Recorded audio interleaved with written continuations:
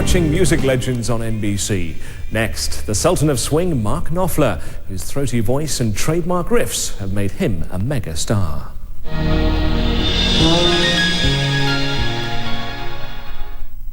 Influential guitarists of contemporary music, Mark Knopfler. Dire Straits formed in 1978 in a cramped South London pub against the background of the new punk movement.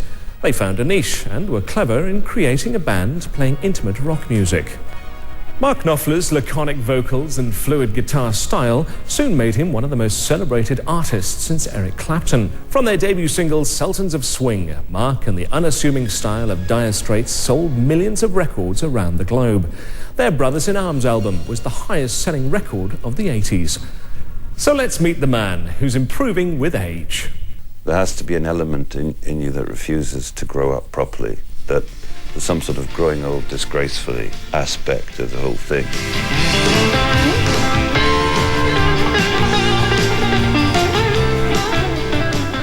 I suppose when I was a kid, when I was 15, all I wanted to do was be a blues guitar player.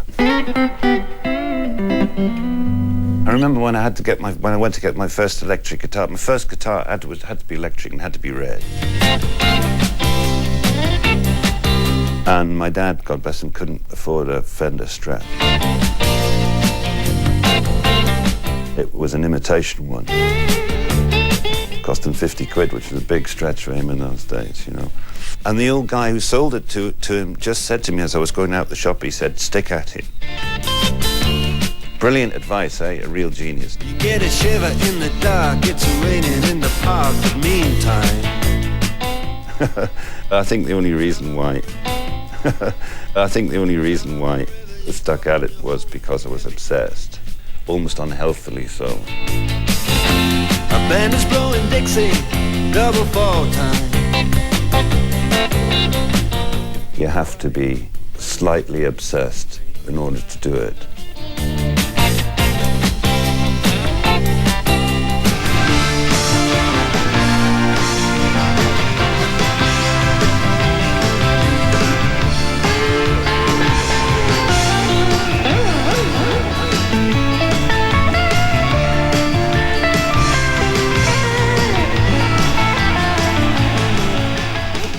It's very difficult to know what people like to look at or want to listen to, what it is about certain people. It's certainly got nothing to do with good looks or anything like that.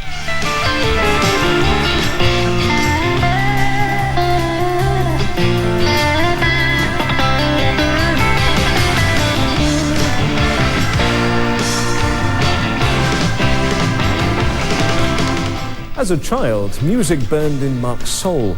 Traditional songs and the rawness of life laid the foundations for his musical development. Yeah, well, I was born in Scotland, actually. When I was about 7 or 8, we moved to Tyneside, to Newcastle.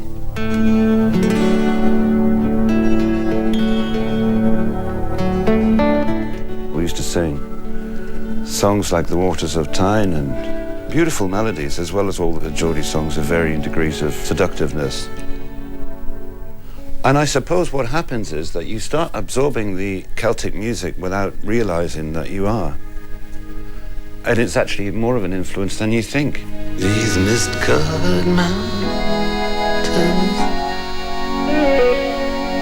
are a home now for me. But my home is the lowlands, and always will be. Bob Dylan's always been one of my biggest influences from when I was a little boy, and I had his first album, must have been about 11 years old, and I was fascinated by it and then by all his records subsequently. It's time to come away, darling, pretty. It's time. It's just one of those things that's there, that big influence. I always felt that there was a kind of similarity. Maybe it's a reason why we relate, is that we're both from northern towns and we both wanted to have rock and roll groups, but we couldn't do it. So we got involved in hammering on acoustic guitars because, I mean, in my case, I couldn't afford an amplifier and I didn't have a van. And for Bob, it was the same thing. He told me that he wanted to be Little Richard, but he couldn't do that up in Hibbing, Minnesota.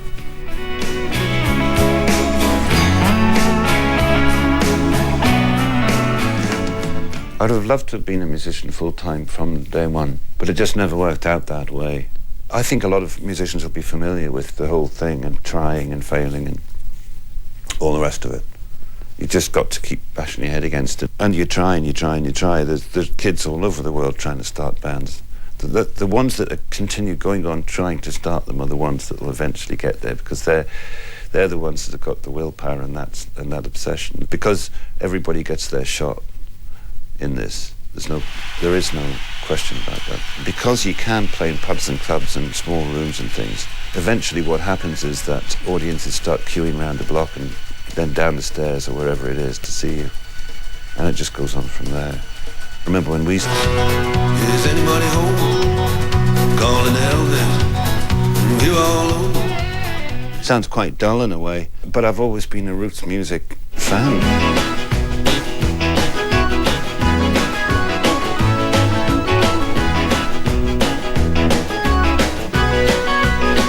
In my teens in Newcastle, I started going to folk clubs and was exposed to a lot of more English folk music as well as American folk music. And it just really went on from there as a love affair with music. I didn't even know that it was Britons playing American songs, some black, some white. I had no idea what it was. All I knew was that I liked it. Way down Louisiana, there's a hurricane coming. The little boy climbed the stairs, and all on the levee, all the people come running, and the little boy sang his prayer. And the sleepy little lad smiling at his daddy, and he's asking for his G.I. Joe. And daddy took him in with a kiss upon the chin and said, my little one, I love you so. Daddy! The reason that I go to Nashville to record is not to record country music. In fact, if you were to play me the country top 20 now, I don't think I'd like one record. All the top 50 come to that. Nashville has gone from bad to worse, but it's still got gold nuggets all over the place. Well, lay down your head, now don't get out of bed. Don't you let bedbugs bite. It's still true of Nashville that people play together. In fact, they're always getting together, knocking songs together. That's part of the system there. People say, instead of we must have dinner sometime, it's we must ride sometime. People say that to you.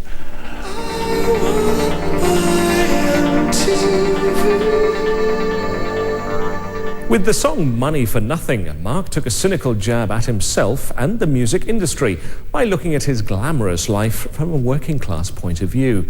But just how important is working to him? I think work is so important to the growth of a personality, the growth of a person. Which is why unemployment is such a worrisome and difficult thing to cope with. It's difficult to feel good about yourself when you are unemployed. It forms your personality and your attitude towards people who won't work, or your attitude towards people who have got an attitude about work. And then a lot of work is unpleasant. I'm glad that I've been through a lot of the things that I've been through for as long as I've been through them. I'm glad of the experiences that I've had.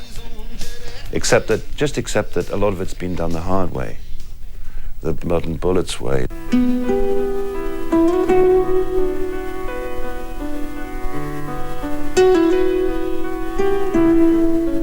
Listening to music is an education, so you don't listen the same way when you're a kid, and it all depends on how much exposure you've had to it. So it's a bit like wine in that respect, that it tastes funny when you first drink it when you're a kid, and then you learn to distinguish between screech and good stuff. And it's the same with music, really. As the years go by and you just expose yourself more to the music, and it starts to seep into you and to affect you, and that's really it's a kind of growth just from time spent doing it and from listening to it.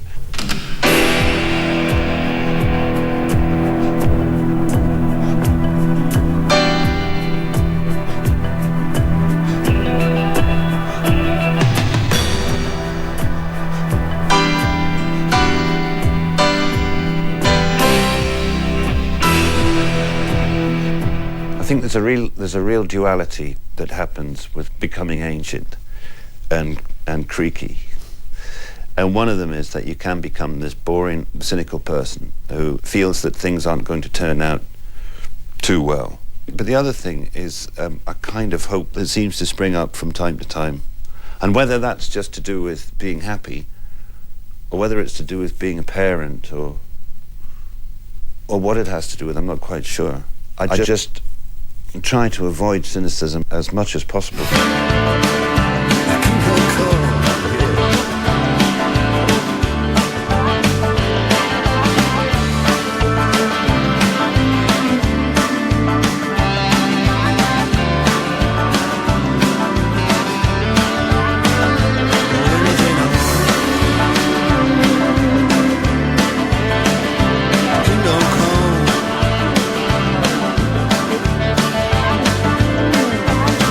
That's all we have time for, but do keep an eye out for more music legends here on NBC. Until then, from me, Jason Roberts, bye-bye.